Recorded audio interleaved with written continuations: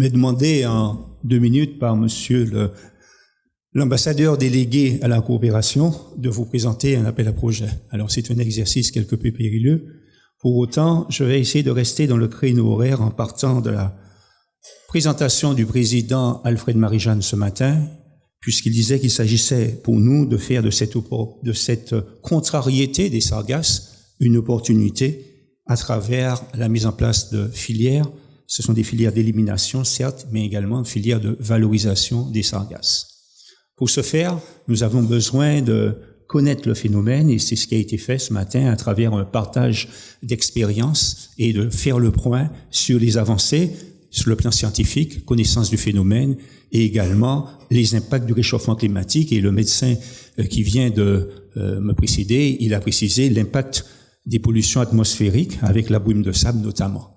Maintenant, nous avons un deuxième enjeu qui est un enjeu de santé publique, qui va nous pousser à faire des choix pertinents et des enjeux, des impacts environnementaux qui sont très lourds. Alors, on n'aborde pas la partie économique, mais la partie économique, elle entre en ligne de compte dans la prise de décision. Pour ce faire, le président du conseil exécutif a fait un choix qui nous semble pertinent, parce qu'il a précisé dans son intervention ce matin que l'État doit prendre toute sa part de responsabilité, notamment sur les questions de santé publique.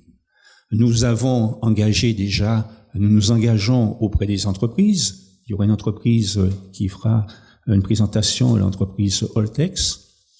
Nous accompagnons cette entreprise dans la valorisation, notamment avec la fabrication de terreaux organiques, tout en tenant compte de l'avancée des travaux scientifiques qui nous prouvent qu'aujourd'hui, on ne peut pas utiliser les sargasses de manière brute dans l'agriculture, et c'est connu de tous qu'il y a un impact important puisqu'il y a un transfert de pollution vers les sols. Pour autant, nous avons pris la décision d'éviter l'arrivée de sargasses à terre, parce que c'est là qu'il y a le plus d'impact, donc d'investir dans des barrages flottants. Les barrages flottants ont montré leur pertinence à Miami, ils ont montré leur pertinence notamment en République dominicaine. Nous orientons vers cette solution. Deuxièmement, si nous arrêtons les sargasses au large, dans des baies fermées, c'est très possible, il va falloir les récupérer. Et là, avant qu'il y ait l'impact qu'on a vu, notamment avec la molécule de chlordécone. C'est cette orientation que nous prendrons et l'engagement du président en ce sens qu'il a précisé ce matin.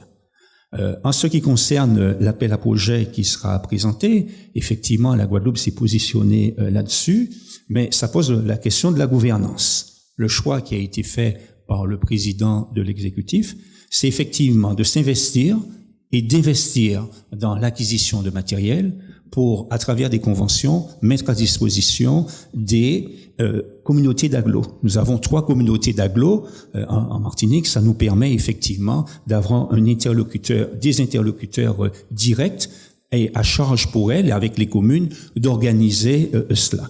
Voilà l'orientation qui a été prise. Nous attendons le 3e atelier, qui est l'impact économique, de manière à pouvoir préciser la pertinence du choix qui a été retenu. Mais sachez que la collectivité territoriale de Martinique, comme par le passé elle l'a fait, prendra toute sa place et toutes ses responsabilités face à ce désastre et ces catastrophes que nous voulons malgré tout que ça soit un enrichissement, en aidant les filières, bien sûr, puisqu'ils sont présents aujourd'hui, mais en permettant également à la valorisation organique de ces sargasses. Voilà, en quelques mots, monsieur l'ambassadeur délégué à la coopération, ce que l'on peut dire. Merci, merci en pile, merci en chai.